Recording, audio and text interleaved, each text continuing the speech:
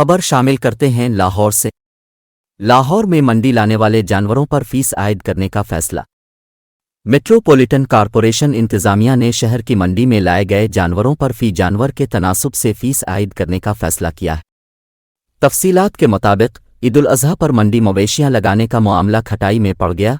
हुकूमत पंजाब ने metropolitan corporation Lahore को 1.5 अरब रुपया देने से इनकार कर दिया।